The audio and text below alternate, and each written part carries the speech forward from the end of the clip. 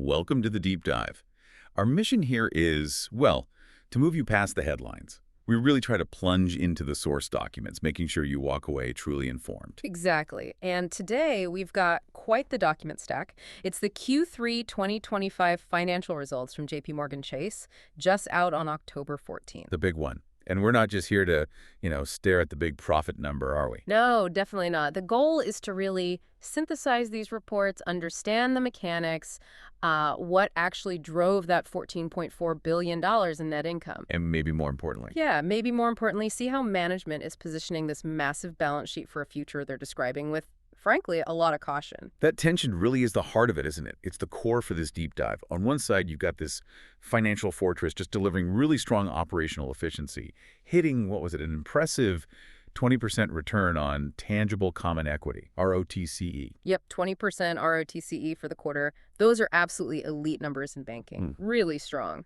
But then, like you said, right alongside that performance, you've got the CEO, Jamie Dimon, flagging this heightened degree of uncertainty. Exactly. He's specifically warning about the combined weight of complex geopolitical conditions, tariffs and trade uncertainty, elevated asset prices, and the risk of sticky inflation.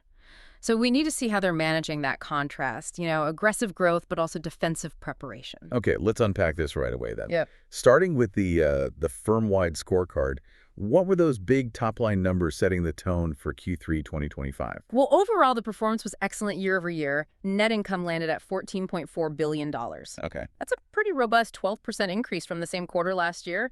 Managed revenue hit $47.1 billion. That's up 9% YoY. And EPS? Earnings per share came in at $5.07. Solid numbers all around. And let's circle back to that efficiency metric you mentioned, the 20% ROTCE. For someone maybe less deep in banking metrics, why is that number so significant? Is that just average? Oh, far from it. ROTCE is crucial because, it tells you how much profit the bank is generating relative to its equity, the capital it actually holds. Right. So for a bank of JPMC's sheer size and complexity, hitting 20%, that's exceptional. It demonstrates not just profit, but really effective deployment of their capital. It signals they're making huge revenue without needing to pile up proportionally more capital for risk or regs. Exactly. Very efficient. That's a really crucial insight. Okay, now let's look inside that $47.1 billion revenue number. We always check the pulse by looking at net interest income, NII, the lending money versus non-interest revenue, NIR, the fees and services stuff. Right. And the growth engine this quarter, definitely the fee side. Non-interest revenue, NIR, was $23.0 billion. $23 billion, wow. Yeah, and it surged 16% year over year.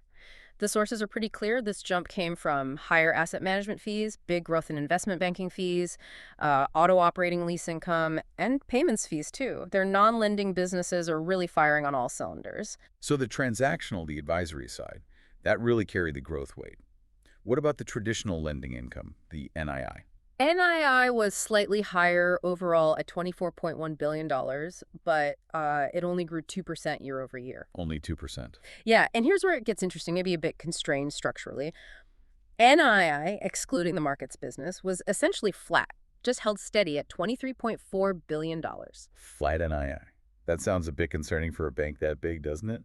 Why would they struggle to grow income from their core lending and deposits, even while adding accounts? Well, this is where we need to kind of unpack the jargon a bit.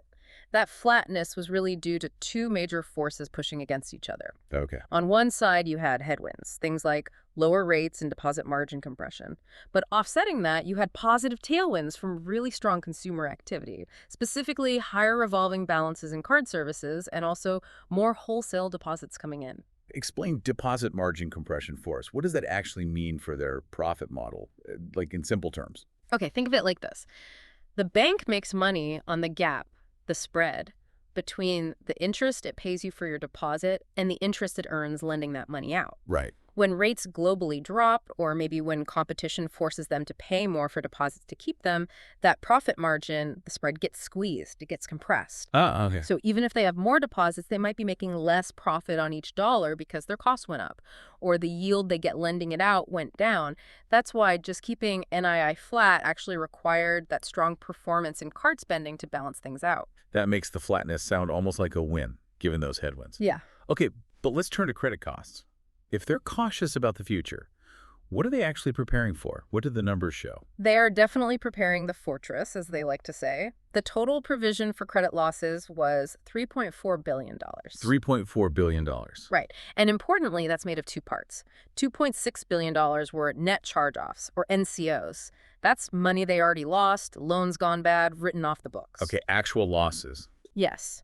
But the caution indicator, the real signal here, is the additional $810 million net reserve build. Right. That's management deliberately setting aside more cash now, anticipating future losses that haven't even happened yet, building up the buffer. And that reserve build was heavily weighted towards the consumer side, wasn't it? I think $608 million. What does that suggest about their outlook for the average person, the average borrower? It definitely suggests they see risks building in the consumer segment, particularly in card services, likely tied to those macroeconomic pressures the CEO keeps mentioning. So inflation, maybe rates staying higher? Exactly. They seem to be betting that even if jobs stay okay, the strain from inflation, maybe higher rates, could cause a slight uptick in consumer defaults down the road. So they're reserving for it now. Okay, this is where it gets really interesting. Let's dive into the three main business segments that generated all this income, starting with the big one. Consumer and Community Banking, CCB, the retail powerhouse. Yeah, CCB had just a spectacular quarter, $5.0 billion in net income. That's billion. Up 24% year over year. And get this, a massive return on equity of 35%. It's just a story of incredible operational scale and customer attraction. How do you even measure that attraction? What jumps out from the source materials? Well, the sheer volume metrics are just staggering. Active mobile customers, 60.9 million, that's up 7% year over year. Wow. Debit and credit card sales volume grew 9% YoY, nearly hitting $500 billion. $492.3 billion. $500 billion in card spending. In one quarter. But the detail that really shows their market aggression is this. They added over 400,000 net new checking accounts just during Q3. 400,000 in 3 months. Yep. Think about it. That's like adding the population of a major city's worth of new bank accounts. It's phenomenal scale. That scale of acquisition is truly something. But, as we noted, they are building reserves. Yeah. So what does the current credit quality look like compared to what they expect? Right now, the card services net charge-off rate was 3.15%, still pretty healthy. However, the sources specifically note that their full year 2025 outlook implies that card NCO rate will tick up to approximately 3.3%. So a slight increase expected. Exactly. So while performance is strong now, they're preemptively booking those reserves, that $575 million just in CCB, based on the expectation that consumer defaults will edge slightly higher by year-end. It's management trying to get ahead of the curve, be proactive. Got it. Okay, let's shift gears completely. Over to the institutional side, the Commercial Investment Bank. CIB, this is the trading, the deal-making arm. And it actually contributed the highest net income this quarter, $6.9 billion. That's right, $6.9 billion, up a strong 21% year over year. What drove that big jump? Well, it wasn't really a sudden boom in M&A deals. It was overwhelmingly dominated by their markets business. Trading.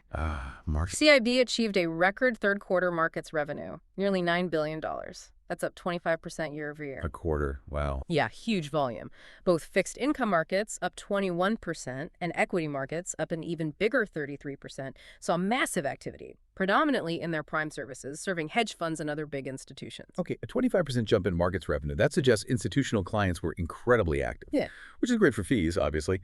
But does relying so heavily on markets revenue introduce volatility? Does that sort of clash with the CEO's cautious tone? Well, it absolutely adds sensitivity to market conditions, no doubt. But what seems reassuring here is that this looks mostly volume-driven, fees generated from facilitating client trades, rather than the bank taking huge directional bets itself, proprietary risk-taking. Okay, that's an important distinction. Yeah, and investment banking fees covering M&A advice and underwriting, they also helped.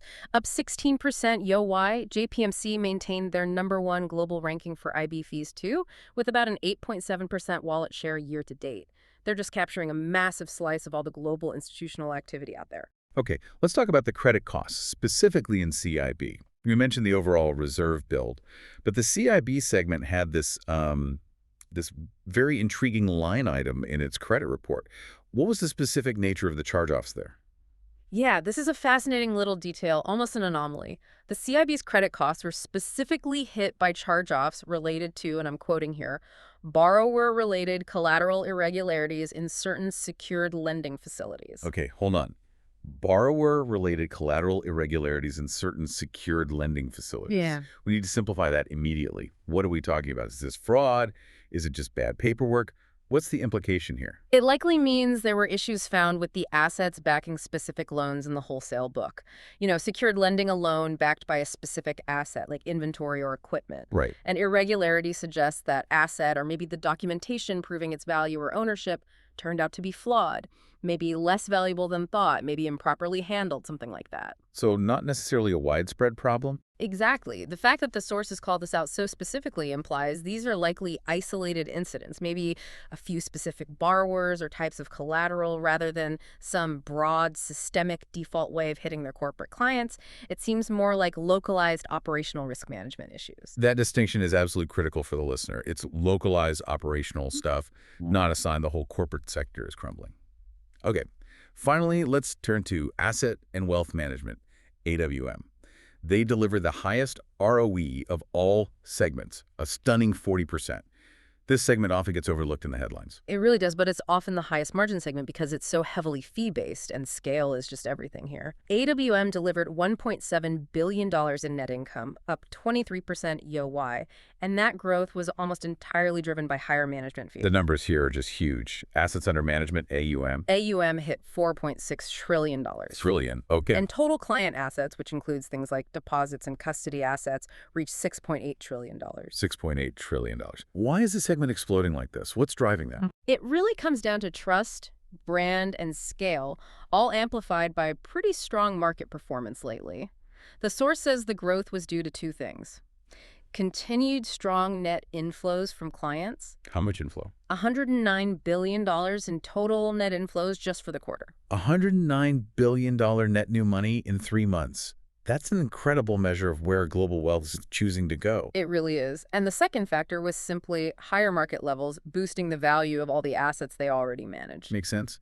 What's their strategy for capturing all these clients, especially new ones? It looks like they're focused on aggressive expansion into new client tiers, moving people up the value chain. There's a specific detail in the sources noting the firm set a new record by serving over 43,000 first-time investors in wealth management during Q3. 43,000 first-timers. Yeah. It shows they're successfully converting clients, maybe from the retail bank or elsewhere, into these wealth management relationships, locking in those really high-margin fee streams for the long haul. Okay, so we've reviewed all three engines. Record trading in CIB, aggressive consumer growth in CCB, massive fee growth in AWM. Taking it all together, what does this mean for the bank's fundamental stability, their future path? Well, it really means their whole fortress balance sheet narrative holds up. It's validated by these numbers. Let's just tick through the core capital metrics. Okay. Their standardized CET1 capital ratio, that's a key regulatory measure of their capital cushion, stands really strong at 14.8%. 14.8%. And total assets? Immense, $4.6 trillion. And their liquidity position is just enormous. Give us an analogy for those balance sheet numbers. How should you, the listener, visualize that fortress? Okay, think of it like this.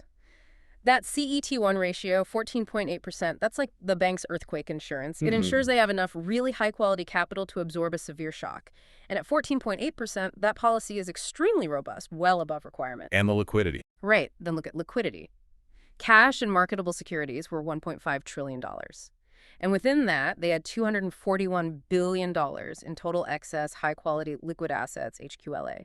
That HQLA is like the extra cash sitting in the bunker, ready to deploy instantly if needed, way more than regulators demand. And they are sharing the success too, right? Returning capital. Absolutely. They repurchased $8.1 billion of their own stock in the quarter and paid out $4.1 billion in common dividends. That worked out to $1.50 per share. And the underlying value of the bank itself. Also increasing. The tangible book value per share rose to $105.70. That's up 10% year over year. So even while distributing billions, the actual value retained within the firm per share is growing. It signals real health and confidence. Okay, and finally, looking ahead, what's the forward guidance telling us about the rest of 2025? The guidance implies, well, continued stability, especially in their core lending book. The firm anticipates full year 2025 net interest income, excluding markets, to be around $92.2 billion. Okay, $92 billion from core lending and deposits. Yep.